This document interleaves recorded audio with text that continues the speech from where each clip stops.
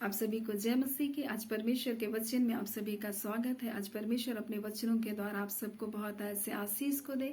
जब आप परमेश्वर के वचन की आशीषों को आज प्राप्त करते हैं, आप इसे शेयर करें ताकि परमेश्वर के वचन की आशीष औरों तक भी पहुंच सके। आज हम परमेश्वर के वचन से सीखेंगे एक बात की कमी, एक बात की घटी के बारे में।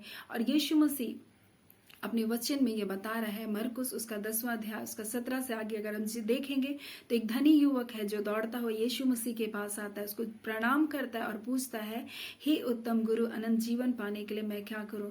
तो यीशु मसीह उससे कहता है, तूने मुझे उत्तम क्यों कहा? उत्तम तो एक ही है, अर्थात परमेश्वर उत्तम है बोलता है। और बोलते तू आज्ञाओं को तो जानता है, बोलता है चोरी ना करना, हत्या ना करना, व्यभिचार ना करना, अपने माता पिता का आदर करना। और ऐसा करके यीशु मसीह उसको आज्ञाओं को बताता है। तब वो बोलता है, मैं तो इसे लड़कपन से अपने जीवन में क्या करता हूँ, मानता आया हूँ। और यीशु मसीह उसको देखकर उससे प्रेम करता है और देखता है कि ये लड़का सचमुच आज्ञाओं को मान रहा है। परंतु यीशु कहता है तुझमें एक बात की घटी है। और वो एक बात की क्या घटी है, वो हम अपने जीवन में परमेश्वर के वचन से सीखेंगे कि वो एक बात की घटी उसके जीवन में है, तो वो एक बात की घटी हो सकता है हमारे जीवन में भी हो सकती है। और हम भी अनंत जीवन से क्या हो सकते हैं, वंचित हो सकते हैं। आज कई लोग इसी तरह से आज्ञाओं को मान रहे हैं, सब कुछ कर रहे हैं, परंतु वो एक बात की घटी यीशु मसीह है। और परमेश्वर का वचन हमसे कहता है कि बोलते हैं, मैं ही मार्ग, मैं ही सत्य और मैं ही क्या हूँ, जीवन हूँ। मेरे बिना तो कोई भी स्वर्ग के राज्य में नहीं जा सकता है। और परमेश्वर का वचन ऐसा कहता है, जो कोई सारी व्यवस्था का पालन करता है और एक बात में क्या करता है, चूक जाता है, तो वो सब बातों में क्या ठहरता है, दोषी ठहरता है। अगर हम आज्ञाओं को मानकर या रीति विधि को मानकर या सब बातों को पूरा करके हम अनंत जीवन को पाना चाहेंगे तो हम नहीं पा सकते, क्योंकि यीशु मसीह के बिना हम स्वर्ग के राज्य में नहीं जा सकते हैं। और यीशु मसीह यही बात उसको बताना चाहता है और उससे प्रेम करता है कि सचमुच ये आज्ञाओं को मान रहा है। लेकिन यीशु मसीह ये बता रहा है, हम में से हर एक के जीवन में एक ना एक कमी रह जाती और हम स्वर्ग के राज्य से, अनंत जीवन से चूक जाते। वो कमी यीशु मसीह है। अगर यीशु मसीह हमारे जीवन में नहीं है तो हम अनंत जीवन के वारिस नहीं बन सकते, हम अनंत जीवन के अधिकारी नहीं बन सकते। ये धनी युवक बहुत धनी था और यीशु मसीह उसे कहता है कि तू जा अपना माल को बेचकर, अपना धन को बेचकर कंगालों को दे दे। और वो बहुत धनी होने के कारण वो क्या होता, उदास होकर के चला जाता है। और उसके चेले कहते फिर किसका उद्धार हो सकता है? तो यीशु मसीह बोलता है, मनुष्य से तो नहीं हो सकता परंतु परमेश्वर से हो सकता है। वो धनी व्यक्ति अपने धन को अपने जीवन में सबसे ज्यादा महत्वपूर्ण स्थान को देता है। वैसे हमारे जीवन में हम बहुत बातों को अपने जीवन में बहुत महत्वपूर्ण स्थान को देते हैं और वो कमी, वो घटी हम सबके जीवन में है, क्योंकि हमारे जीवन में सबसे महत्वपूर्ण स्थान यीशु मसीह का होना चाहिए। वो हमारे जीवन में सबसे प्रथम होना चाहिए।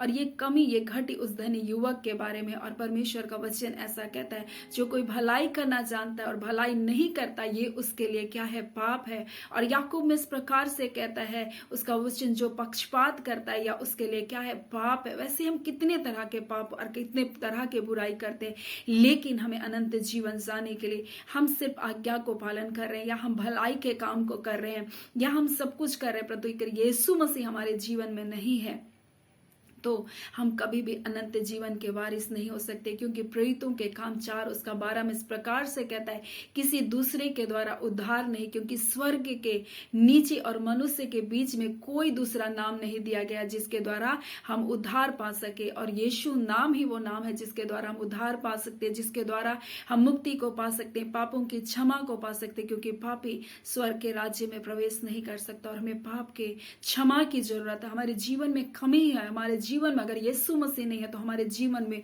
वो कमी है, वो घटी है। लेकिन यीशु मसीह है तो हमारे जीवन में जो कमी है वो उसके अनुग्रह के द्वारा वो क्या हो जाता है, सिद्ध हो जाता है। और यीशु मसीह के आने के द्वारा हमारा जीवन परफेक्ट बनता है। हमारे जीवन में चाहे कितना शून्य क्यों ना हो, परंतु यीशु मसीह वो एक है जो हमारे जीवन का मूल्य को क्या करता है, बढ़ा देता है। और यीशु मसीह ही वो है जो हमें अनंत जीवन को देने के लिए संसार में आया। और ये युवक उदास होकर चला गया, शायद वो और पूछता, प्रभु, हाँ प्रभु, मुझे अनंत जीवन पाने के लिए, प्रभु, जब वो उस लालसा के साथ आया था, क्या वो निराश होकर के उस जगह से से चला गया। और यीशु मसीह आज अपने वचन के द्वारा हम में से हर एक से ये बात को बता रहा है। वो निराश होकर के चला गया, लेकिन वहां आगे चल करके यीशु बोलता है कि मनुष्य से नहीं हो सकता है परंतु परमेश्वर से हो सकता है। और परमेश्वर ने ये हमारे लिए किया, उसने अपने इकलौता पुत्र को हमारे लिए दे दिया, ताकि जो कोई इस पर विश्वास करेगा वो नाश न होगा परंतु अनंत जीवन को पाएगा। और ये अनंत जीवन को देने के लिए यीशु मसीह को इस संसार में परमेश्वर ने भेजा। और वो एक कमी, एक घटी हर एक मनुष्य के जीवन में है जिसके जीवन में यीशु मसीह नहीं है। क्योंकि लिखा है, जो कोई सारी व्यवस्था को पालन कर रहा है, सारी आज्ञाओं को पालन कर रहा है, परंतु एक ही बात में अगर चूक जाता है, एक बात में अगर वो गलती कर देता है, तो वो सब बातों में क्या हो जाता है, दोषी ठहर जाता है। तो ऐसे हम संसार में कहीं ना कहीं किसी ना किसी बात में हम क्या करेंगे, गलती करेंगे। अगर हम भलाई कर रहे हैं, भलाई तो कर रहे हैं, हम गरीबों की सुधि ले रहे हैं, हम उनको अच्छा भोजन खिला रहे हैं, अच्छे वस्त्र को दे रहे हैं, हम सारे दान पुण्य कर रहे हैं, लेकिन अगर हम पक्षपात कर रहे हैं, हम मुंह देखा न्याय कर रहे हैं, तो हम वो भी तो पाप कर लिए, है ना। अगर हम व्यभिचार नहीं करते हैं लेकिन हम लोभ कर रहे हैं, किसी के धन को हम हड़प ले रहे हैं, तो भी तो हम क्या कर रहे हैं, पाप कर रहे हैं। ऐसा करने से हमारे जीवन में एक ना एक कमी, एक ना एक घटी तो हमारे जीवन में होगा। तो ये घटी को पूरा करने के लिए यीशु मसीह इस दुनिया में आया। और वो व्यक्ति तो निराश होकर चला गया और अनंत जीवन को नहीं पा सका। लेकिन आज जब हम यीशु मसीह को अपने जीवन में ग्रहण करेंगे, उसे स्वीकार करेंगे, तो हमारे जीवन की वो कमी, वो घटी क्या हो जाएगी, दूर हो जाएगी। जब वो हमारे जीवन में सबसे महत्वपूर्ण स्थान को रखेगा, जब वो हमारे जीवन का उद्धारकर्ता बन जाएगा, जब हम उसे अपने हृदय में जगह को देंगे, तब वो हमारा क्या करेगा, हमें अनंत जीवन का वारिस बनाएगा। इसलिए उसका वचन कहता है, परमेश्वर ने जगत से ऐसा प्रेम किया कि उसने अपना इकलौता पुत्र दे दिया, ताकि जो कोई भी उस पर विश्वास करेगा वो नाश ना होगा परंतु अनंत जीवन को पाएगा। अगर आप अनंत जीवन को पाना चाहते हैं, और आप हम में से हर एक के जीवन में एक घटी, एक कमी है, और वो घटी, वो कमी यीशु मसीह है।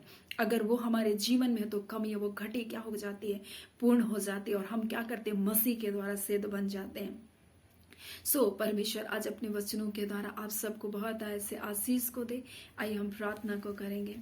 प्यारे पिता परमेश्वर, प्रभु यीशु के नाम से पिता, हम आपके निकटता में, आपके हुजूरी में आते हैं खुदावन परमेश्वर। एक नए दिन के, एक नए समय के लिए हम तुझसे प्रार्थना करते हैं खुदावन। आपकी दया, आपका अनुग्रह से प्रभु जी हम सब कुछ पाते हैं खुदावन।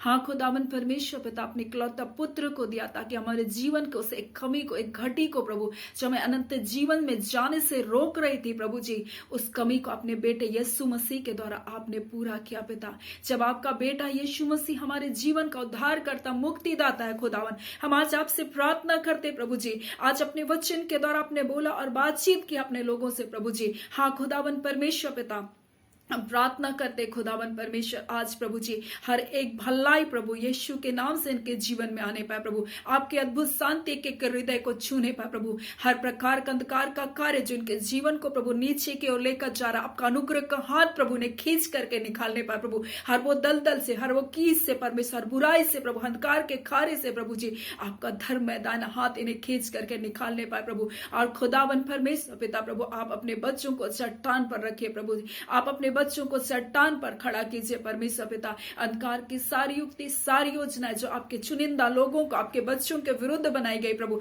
हम यीशु के नाम से उसे कैंसिल करते प्रभु जी। आज के दिन परमेश्वर प्रभु, आप अपने बच्चों को अपने पवित्र लहू में छुपा लीजिए प्रभु, अपने क्रूस की आड़ में ले लीजिए प्रभु। आपकी भलाई को देखते अपने जीवन को प्रभु जी व्यतीत करने पाए पिता। हम प्रार्थना करते जिन्होंने अपने प्रियों को खो दिया परमेश्वर पिता, अपने परिवार में किसी को खो दिया खुदावन परमेश्वर, आज उनके हृदय में आपके शांति आने पाए प्रभु जी। आज उनके हृदय में आपका आनंद आने पाए परमेश्वर पिता, ताकि प्रभु जान सके प्रभु आपके होने से प्रभु हमारे जीवन की कमी पूरी होती है प्रभु। आपके आने से परमेश्वर पिता प्रभु जी, हाँ प्रभु जी हमारे जीवन की हर घटी पूरी होती है प्रभु जी। हाँ प्रभु, किसी ने किसी को खो दिया प्रभु जी, किसी ने प्रभु अपने जीवन में लॉस को देखा प्रभु, और लॉस की भरपाई आपके आने से होगी प्रभु जी, क्योंकि आपने कहा प्रभु, हाँ पिता परमेश्वर प्रभु जी, मसीह तुम्हारी हर एक घटी, हर एक कमी को प्रभु जी उस महिमा के धन से पूरा करेगा प्रभु। और यीशु के नाम से हर एक घटी, हर कमी प्रभु इनके जीवन से दूर होने पाए प्रभु जी, और आपका नाम की महिमा होने पाए